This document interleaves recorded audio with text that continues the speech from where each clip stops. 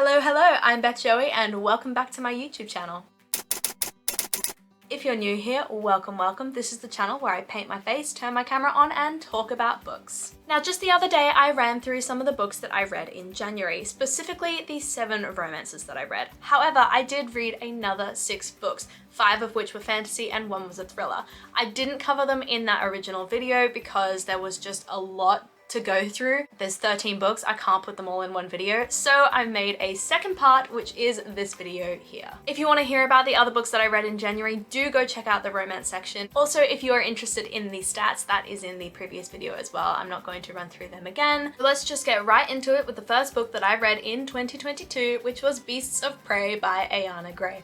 Just look at that cover. Is it not the most beautiful thing you've ever seen? The colors are incredible. Beasts of Prey follows 2 characters, Coffee and Econ. Coffee, who is a beastkeeper at the Night Zoo, just trying to pay off her family's debts by taking care of these really horrific and terrifying animals. And Econ believes he is destined to be a son of the Six, which is an elite warrior in the world that they live in. Coffee is days away from paying off her family's debts until a mysterious fire breaks out at the Night Zoo. As a result of the events that take place when the 2 are trying to put out the fire, the 2 are forced to flee and work together to capture the mythical beast called the Shitani. But as you go through the book, there's a mysterious third perspective that introduces a completely different level of power that is at play that Coffee and Econ have no idea about, and that throws them into a massive moral conflict. Beasts of Prey, I gave 4 stars. I really enjoyed it. I initially thought it was a standalone and didn't love it to begin with, but then once I realized that all the setup in the world building was because it was a series, it sort of changed my frame of mind of how I was looking at the book. The magical system and the political system were both really easy to understand, which I definitely appreciated, and this sort of mysterious greater jungle kept you on the edge of your seat about what it was going to throw at Coffee and Econ as they went through. And as I said, the third perspective was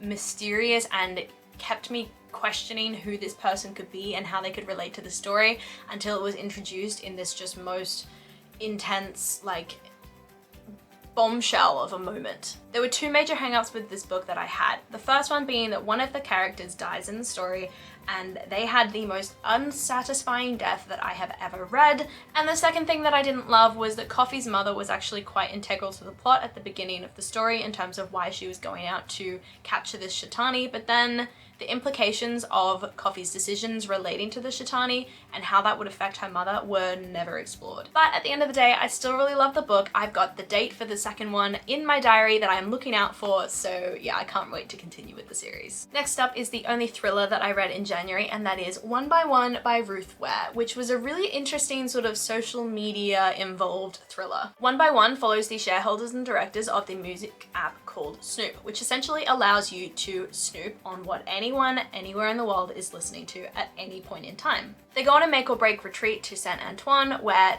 the group is definitely split in half in terms of the future of the company. Some want to sell and make the most of the money that they've made off of this business, and some want to go further, grow it further, and go for an IPO, take the company public. The decision all comes down to the one member of the party who has always felt completely powerless. As the holiday continues, some members of the party start to go missing, and then some start to wind up dead. And then an avalanche falls and traps them all in their chalet. I gave One by One 2 stars because it was suspenseful and the thriller side of it was definitely fascinating, but towards the end it got way longer than it needed to be. I think with thrillers, once you do the reveal of who the person is, there's not really anything else that needs to happen. Do the reveal, get them off the mountain, done. Whereas it really sort of started to drag in the last 50 or so pages where you knew who the person is and you were just watching the other person try and escape from them, and it dragged. I did love reading a bit from the murderer's perspective and the narcissism and trauma that sort of led them to the decisions that they were making, but the amount of internal monologue throughout the book was just insane. It felt like you spent 99% of the book inside someone's head and not actually seeing a lot of the interactions between the different people, which I think would have been a really interesting conflict to explore a bit more. And then lastly, I thought at the beginning that Ruth Ware's writing style was a bit tongue-in-cheek, you know, making things kind of obvious when they didn't need to be. I thought it was just a play on how cliche murder mysteries can be, but At the end, I began to wonder if she was just really holding the reader's hand too much and really guiding them through the story way too much. And then she did kind of utilize one of the biggest tropes in murder mystery ever, and I'm not going to say what it was because that's a spoiler, but when I got to the end, it was kind of like an eye roll moment, like, oh, of course it was that person, like, you know, of course they committed the crime. Next up, I read Caraval and Legendary by Stephanie Garber. I borrowed both of these from my library, so I don't actually have Caraval anymore, but I need to return Legendary today. Caraval follows two sisters who are swept up into the world that is Caraval, which is a carnival that appears randomly and with very little notice, stays around for about 5 days as the players play the game. One of them eventually wins, is granted some sort of prize, and then it disappears and isn't seen again for at least another year. Scarlett, one of the two sisters, has been desperate to go to Caraval all her life. She's been writing letters to the famous legend who sort of runs the event, and finally she receives a reply inviting her and her sister to attend. When she arrives, her sister goes missing, and she spends the rest of the game, 1, trying to figure out who's behind everything, and 2, trying to figure out who has her sister. Legendary then follows the sister Tella as she's thrown back into the life of Caraval all over again, trying to figure out again who is the legendary legend behind the entire carnival. In the first book, it's really just about Caraval itself, but Legendary really explores the greater world that impacts the events and also the sort of mythical fates and beings that are all sort of at play trying to figure out who Legend is and gain this mass amount of power that's promised if they find out who he is. I gave Caraval, the first book, 3 stars. It had about 5 stars until the last 50 pages where I felt like the entire story was just rewritten, and so it lost a lot of points from me as a result of that, but up until that point, the imagery, the way the world and emotions are described through color is just incredible. But then Legendary really picked things up. I gave this one 4 stars. I didn't expect to like it because it followed Tella, and I didn't really love Tella in Caraval, but her own trauma and everything that she deals with were fascinating, and it was really interesting to see her motivations in the first book explored a little bit more. I really appreciated that the least likable characters in the first book were given a chance, were given a second chance to sort of explain themselves a little bit more in this one. But at the end of the day, I think these two sisters are probably the most toxic people I've ever met. At least they have the most toxic relationship. They just seem to have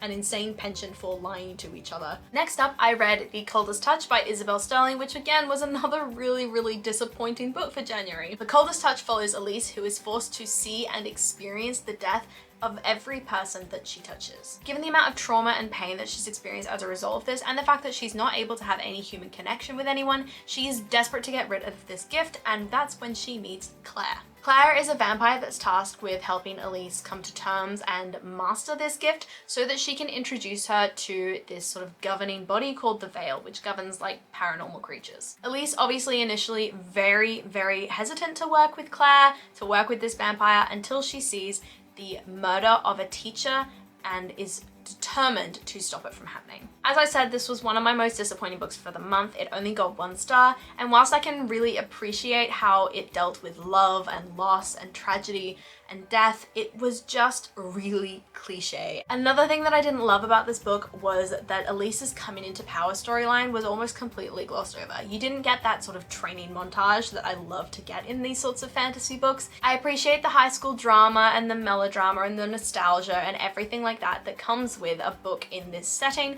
but as the book went on, Elise and Claire, their relationship began to feel quite predatory, especially with how Claire would be very overprotective and over possessive of Elise. Given that half this book was character building, world building, magic building, I think there's definitely going to be a sequel, but it's not going to be something that I'm going to pick up. And lastly, in January, I read A Promise of Fire by Amanda Bouchet, I hope that's how you say it. A Promise of Fire is set in a world ruthlessly guided by a glacial queen, where magic is might and an all-powerful elite are dominating the world. But rebellion is stirring in the magic poor south, where a warlord is successfully reuniting these tribal nations. Stuck in the middle of the two is Kat, a soothsayer and kingmaker, who is kind of harmlessly hidden behind the illusion of the circus. No one knows who she is and what she can do, until the warlord comes along and kidnaps her. Kat has to decide if she's going to continue to live her life hidden or take down that facade and fight. I gave A Promise of Fire 3 stars. I did kind of like the book. I loved the romance element to it. I thought it was really, really sweet and lovely, but I also thought there were moments that were quite weird. Like, I didn't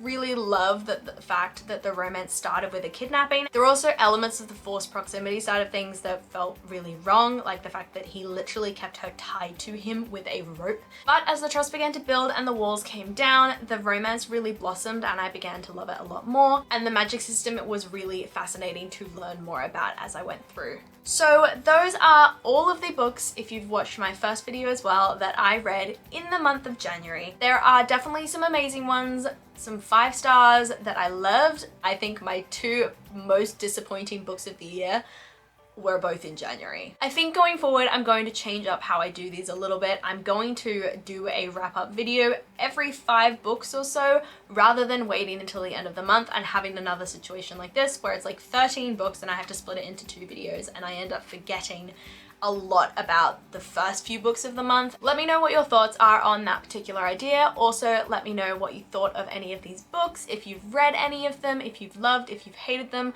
I love to hear your thoughts on the books that I've been reading. As always, like, subscribe, and hit that notification bell to be notified when I release new content. But hey, you don't have to. I'm just here putting out videos and hoping you guys like them. And I will see you in my next video. Bye!